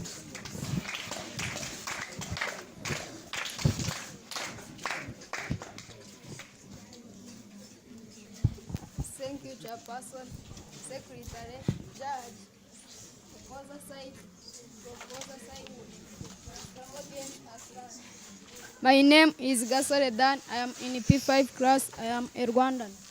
I have come here to propose this motion which states that town life is better than village life, which is correct 100% because of my following view. My first point. In town they are security compare in village because in town they are police station.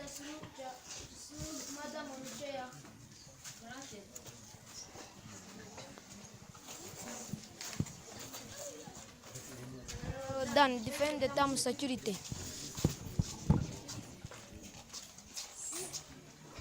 Security.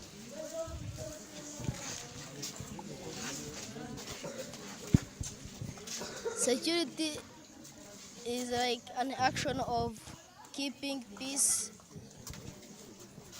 in an area. Thank you. My second point. In town they are hospitals. They are good hospitals like Faisal. My third point.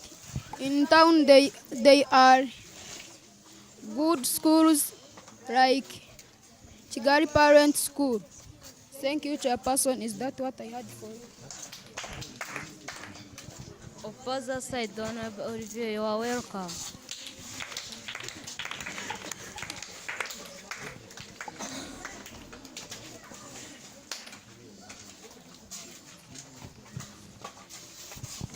Thank you, Chairperson, Judge, Secretary, Proposer side, Opposer side, plus the audience at large.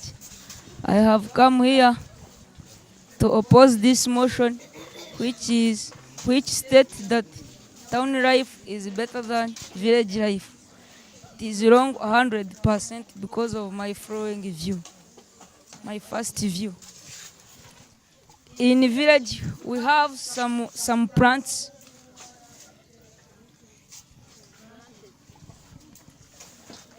What is your name? My name is Olivier Gisubizo. I'm coming from Kigali. In the village, we have some plants which attracts tourists and rain. Thank you, Chairperson. Is that what I had for you? Proposal said, Honorable Dan, you are welcome.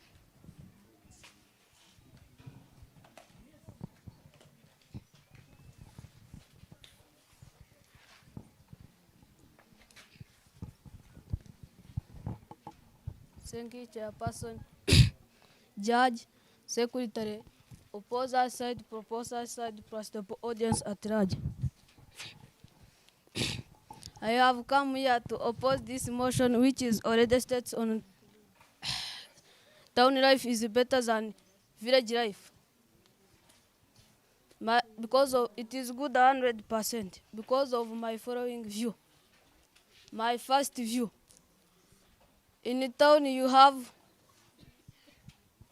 better education, whereby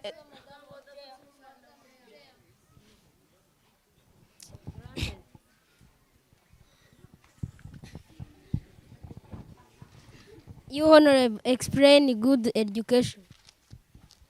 Education is the process of acquiring knowledge and skills at school. My second point.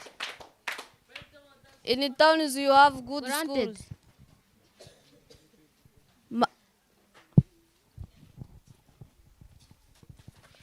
Is it in order to Honorable Dan to stand in front of us without introducing himself? No. My name is Mugisha Dan. I am in P6 class. I am a Rwandan. My second point. In the towns you have good houses. In the towns, my third point. In the towns you have good houses. Thank you, Chairperson. Is that what I had for you? Opposer said, Honorable Bright, you are welcome.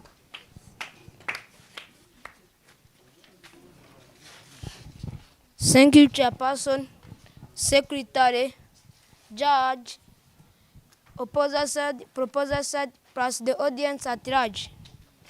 I have come here to oppose this motion, which is states that town life is better than village life.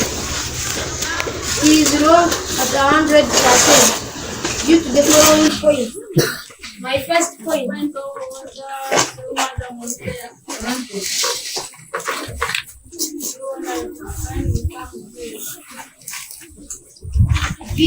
When I talk of village, village is the smallest administrative unit in our country.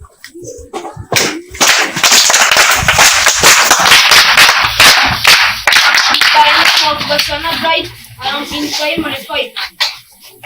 My first point. When COVID comes, when there is COVID, they put lockdown. And in town, and they stay in their houses. Point of order to Madam.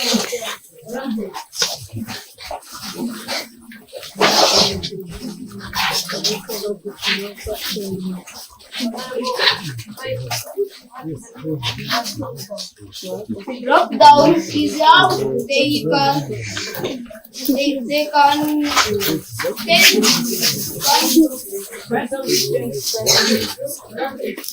lockdown is the time when people are not around to work away from their homes.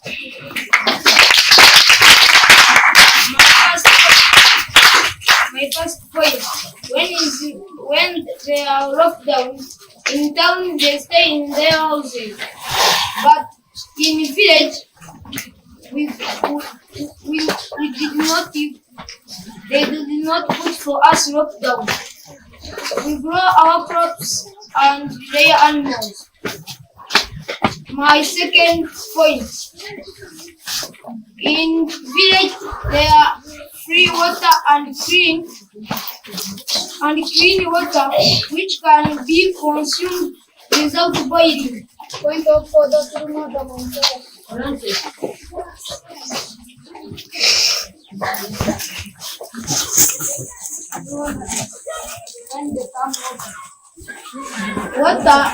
is anything that has no color and no smell. Water is energy that has no color, no smell, and no taste.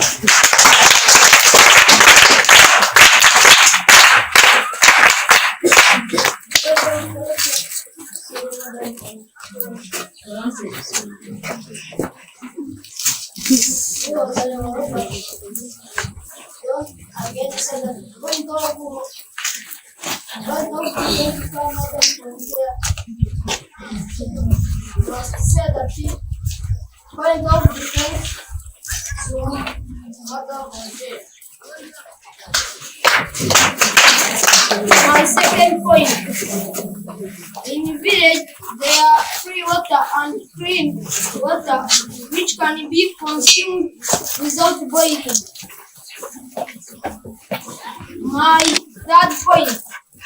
Point of order to Madam Chair.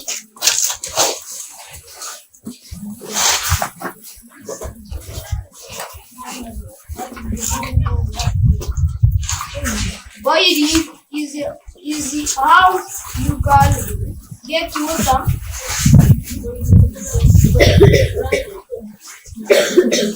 the process of making water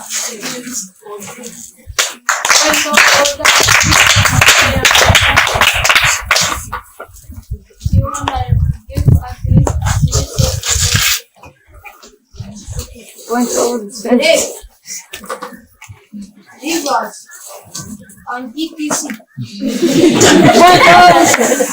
Support through Madam Montero.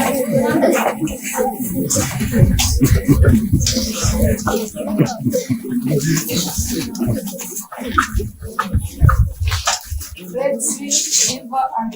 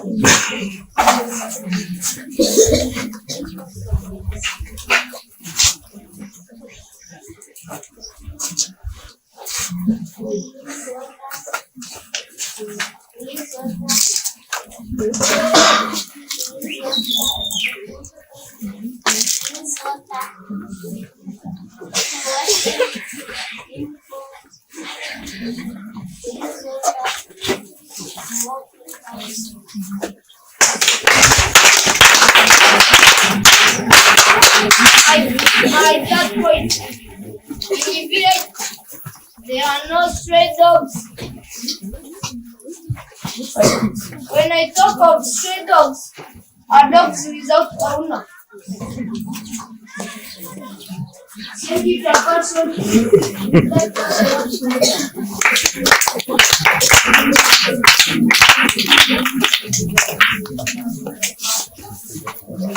Pause the break. Pause.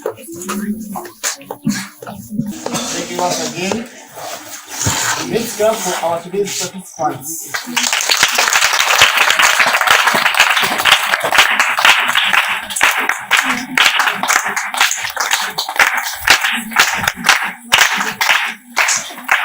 Niba oye! Niba oye!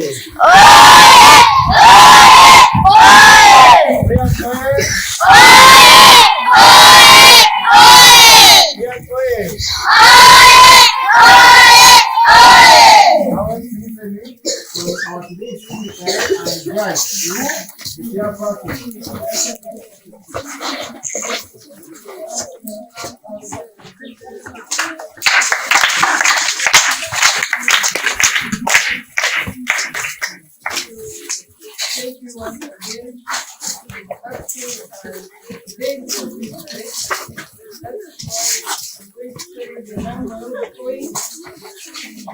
Indahigwa point. So 10 points from main speakers and the 5 from audiences. That is this Niba side. Then about to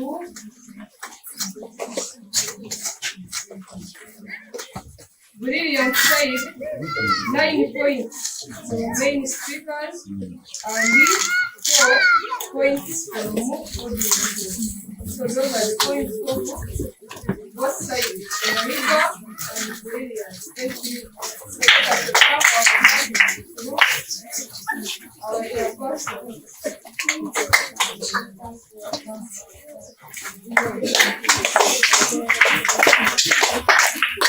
Thank you once again. Actually, as the judge of this debate. Yes. Before telling you the marks, I appreciate all sides. Niba, housing, and the brilliant house. Yes. Okay.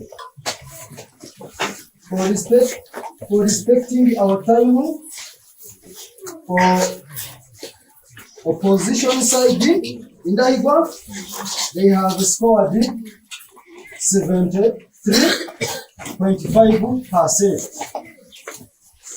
For brilliant, they have scored 74.5%. Means that the winner of today is brilliant. Thank you very much.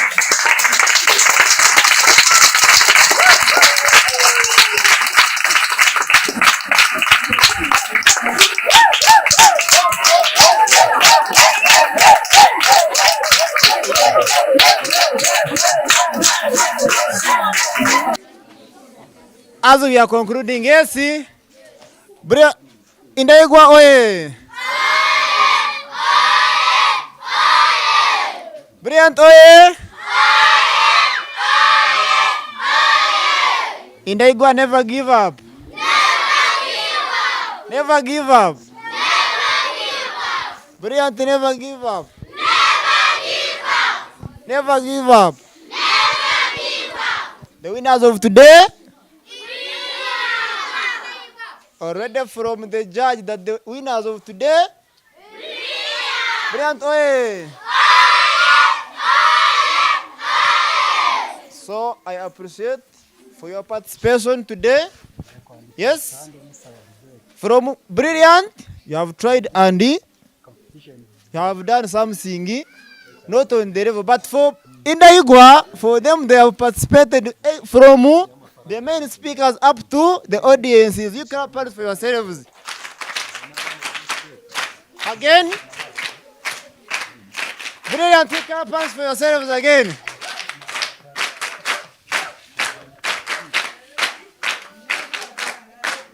Never give up. Indahigwa never give up. As we are concluding, yes, so the winners of today is Brilliant. Yes, they tried to score the average remarks, not on the level. But next time you try to improve, you try to, then for Indahigwa again, next time you double your effort so that you can defeat Brilliant. Yes, so we shall plan for you another one. Then we come back here, we debate, and we find out too. Then we conclude the winners and the losers. Yes, Brilliant oye! Indahigwa oye! Once again, I appreciate or I congratulate the main speakers, our today's secretary, plus the judge, for the work done. I think we can stop from here for today's debate, then wait for next time. May God bless you. Let us pray. We are going to have a prayer God's prayer. Is it God's prayer, Lord's prayer? Yes, see? As we are concluding, we stand up and we pray the Lord's prayer and we go.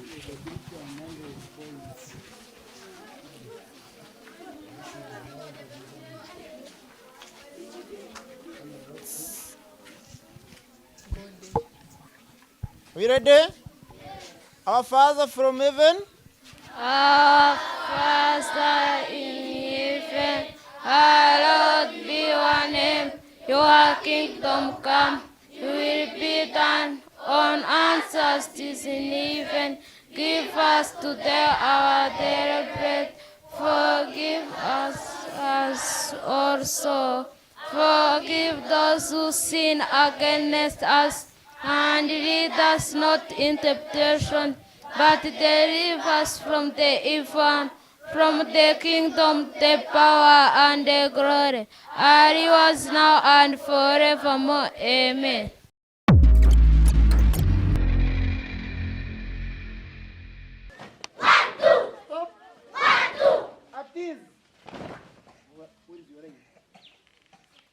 Attention. Attention.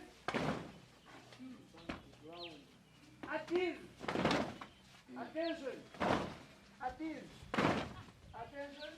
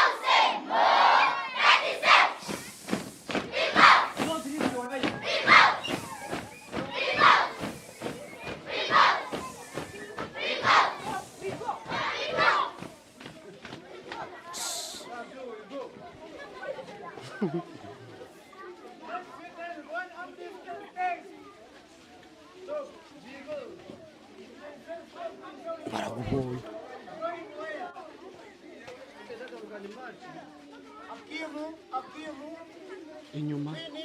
Inyuma.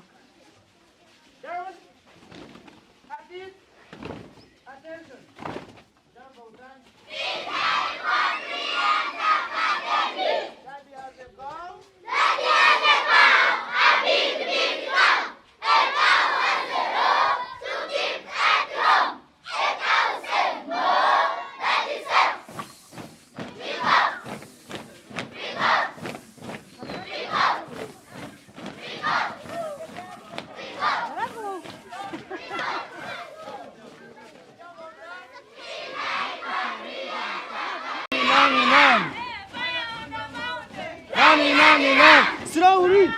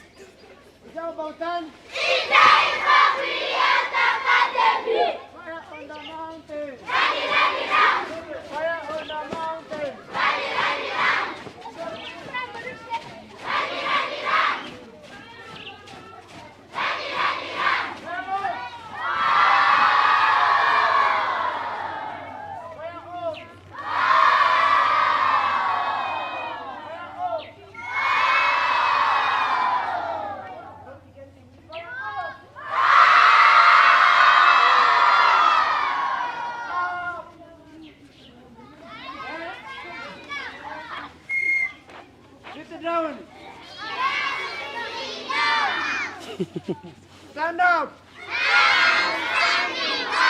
Sit down. Stand up.